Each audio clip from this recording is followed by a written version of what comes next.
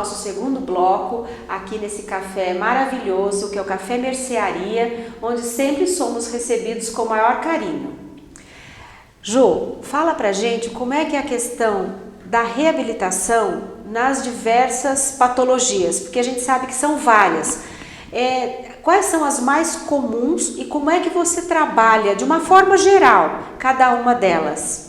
De fato, são muitas as patologias, então a gente acaba reabilitando fratura, síndromes compressivas, lesões de tendão, lesão de nervos periféricos, as tendinites da vida, que são várias, né? Entendi. E aí, assim, cada lesão a gente tem um protocolo aí para ser seguido, né? Então não existe receita de bolo para absolutamente nada, né? A gente tem que ver a atividade que aquela pessoa exerce. Às vezes vai precisar imobilizar aquela pessoa, então como que o período de imobilização da patologia é diferente de uma para outra, então cada caso é realmente muito específico ali, né? E a gente tem que seguir um protocolo. Com relação aos protocolos, a gente sabe que protocolo, eles existem para vários tipos de patologia, só que nada é engessado, porque às vezes o protocolo tem algumas fases, mas o seu paciente é limitado em algumas coisas, né? Então, apesar do protocolo, você tem que adaptar aquele protocolo às necessidades dele. Às vezes é necessário realmente, né? Dependendo da atividade que o paciente exerce, o que eu preciso fazer eu não consigo fazer, porque ele tem que trabalhar, né? Então a gente vai tentando levar de alguma outra maneira, então é complicado assim, né? A gente tem que quebrar a cabeça, mas normalmente dá certo. Entendi. Ju, quando o paciente chega no seu consultório, como é feito a anamnese? Certo. Eu preciso colher todas as informações dele, toda a história, a atividade que ele exerce, né, com a patologia que chegou ali, o que acometeu, o que ficou mais difícil para ele, porque o objetivo eu preciso fazer ele voltar funcional para as atividades que ele exercia antes, né? Sim. Então eu tenho que colher todas essas informações. Exames, é muito importante que eu tenha acesso a esses exames também. Você pede já na primeira consulta para que ele traga os exames? Sim, é muito importante isso. Então, o médico já pediu os exames lá, já recebeu o diagnóstico, ele chega para mim com esses exames e para a gente ir acompanhando. Então, é importante que eu tenha acesso a isso, né? A tudo que foi feito. E aí eu preciso saber do paciente o que ele espera ali da reabilitação, né? Qual que é o objetivo dele ali, né? O que ele realmente espera. Entendi. Além dos exames, nessa anamnese você já explica para ele a importância de fazer as atividades que você orientar em casa? Sim, explico, eu sou extremamente chata com isso, porque eu fico mandando mensagem, gosto que me mande foto durante a semana, eu preciso que o paciente faça em casa, porque senão ele não vai evoluir. E às vezes as pessoas não fazem e já chegam pra mim e falam, não consegui fazer nada essa semana, eu sei que não vai estar bom, eu sei que você vai medir aí, não vai estar bom, mas é porque eu não fiz nada. Não fez. Então a pessoa já chega, né, já sabe. Então eu deixo muito ciente essa importância, né, do exercício em casa, precisa ser feito, né? Entendi. Ju, e no caso, por exemplo, assim, de criança, né? A gente sabe que trabalhar com criança é um pouco mais difícil. E aí a gente precisa utilizar de algumas outras técnicas. Como é que você trabalha a questão de criança? Quando os pacientes adultos chegam no meu consultório, eles já perguntam, eu tenho uma mesinha pequenininha lá para atender criança e é tudo muito colorido, né? Bem lúdico. Eles já perguntam, trabalha com criança também?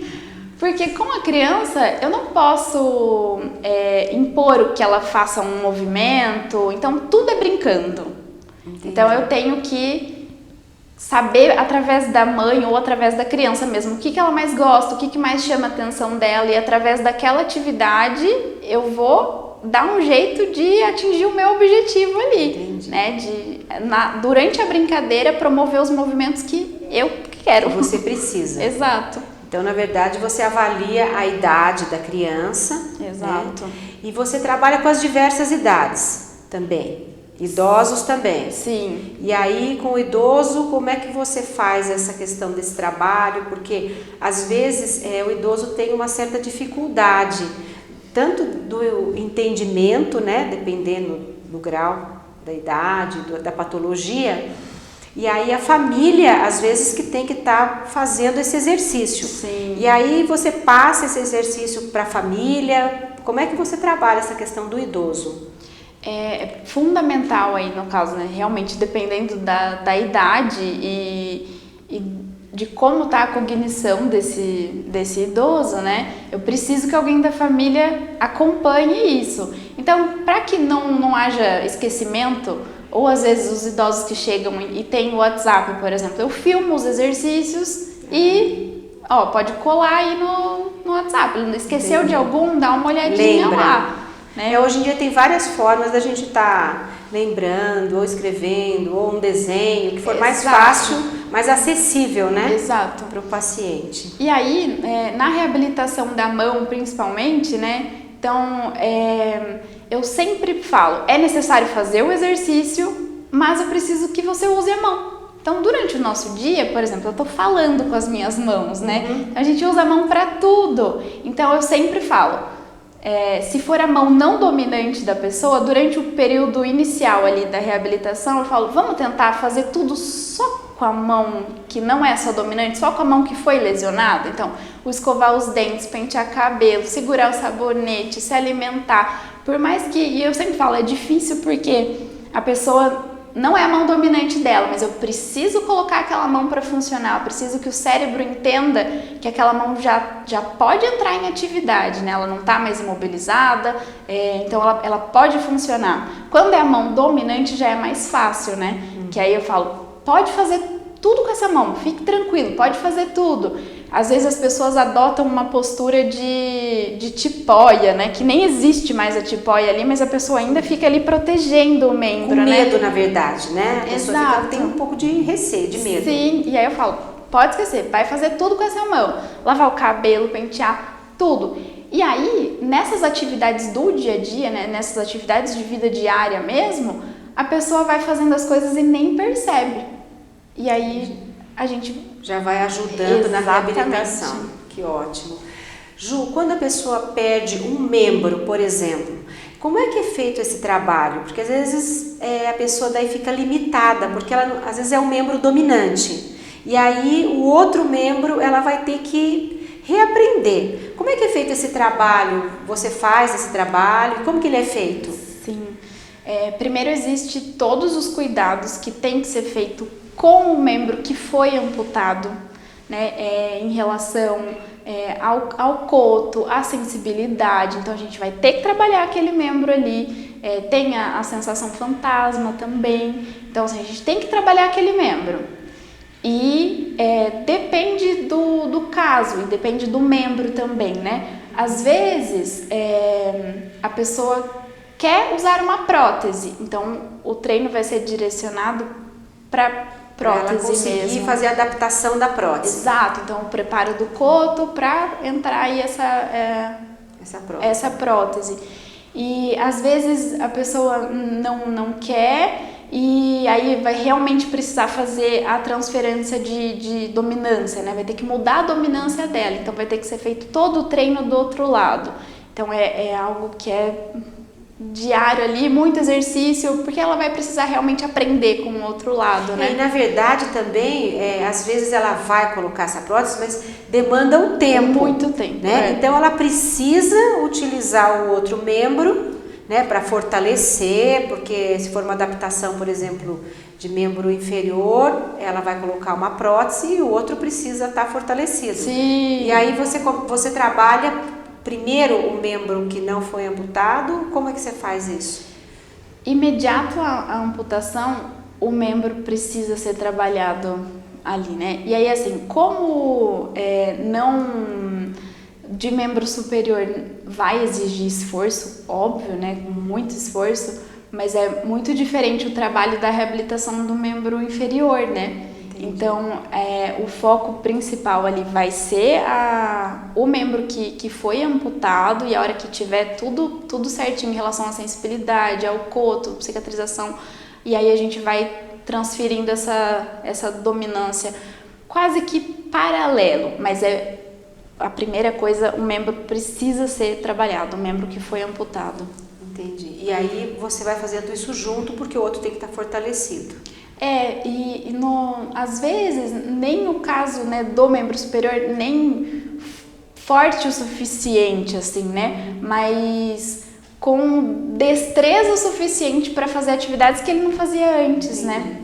E às vezes o membro superior precisa estar fortalecido, né, Ju? Porque se às vezes ele vai usar uma muleta ou alguma coisa, tem que fortalecer também o membro superior. Quando o caso é de amputação de membro inferior, né? Com certeza tem que ser feito esse trabalho. E aí você trabalha tudo junto? Como é que você faz? Na parte da reabilitação do membro inferior, eu não faço, né? Então eu vou realmente trabalhar só com o membro superior. Ali. Tá. Eu não faço essa parte do inferior. Daí você encaminha o paciente para essa parte, para outro profissional, e você faz a parte do membro superior até ele estar liberado para outra coisa. E quando é um implante, por exemplo, fez um implante de mão, que a gente já sabe que teve aqui em Avaré, né? Como é que faz essa reabilitação no implante de uma mão, por exemplo? Nesse caso que a gente sabe que aconteceu, até uma coisa recente para Avaré. Sim, e eu fiz a reabilitação.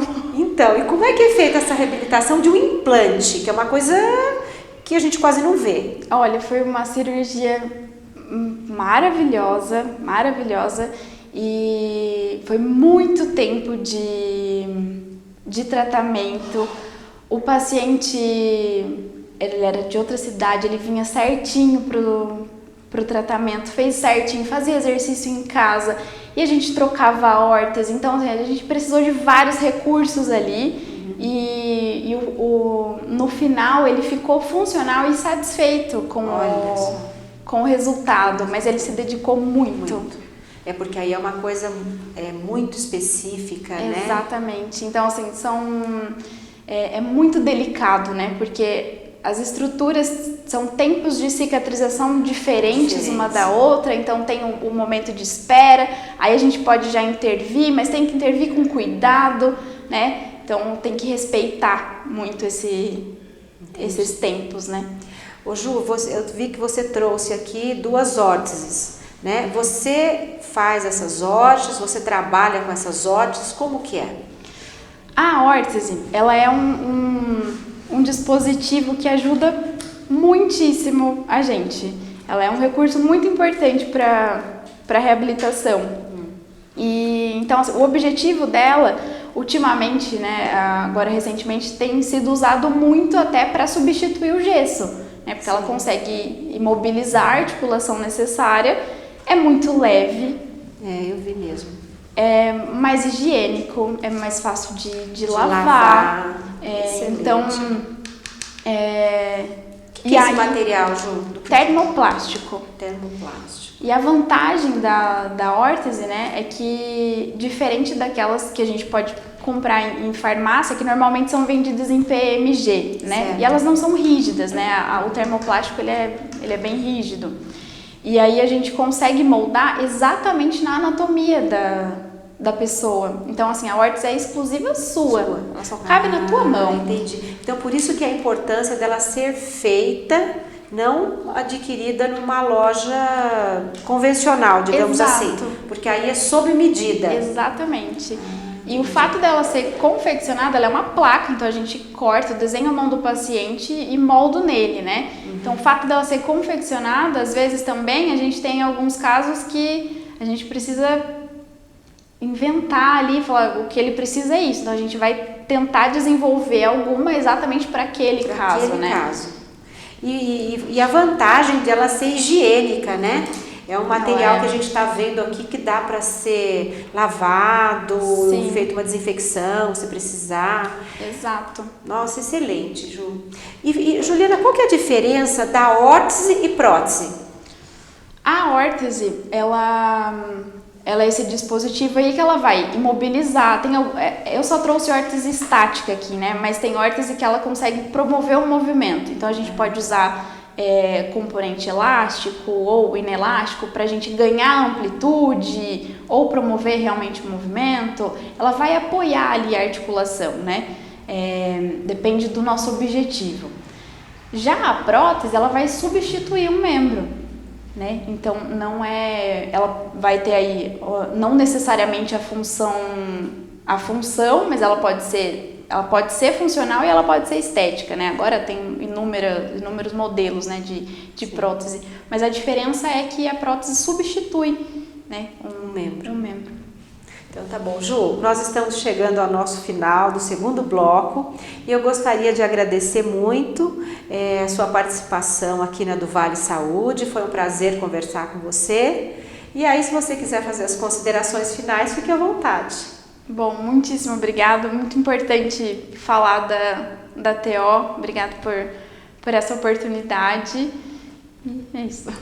Estamos chegando ao final do nosso segundo bloco e eu gostaria mais uma vez de estar agradecendo ao Café Mercearia por estar nos recebendo nesse espaço super agradável e convido vocês para virem conhecer o Café Mercearia. Muito obrigada e até a próxima!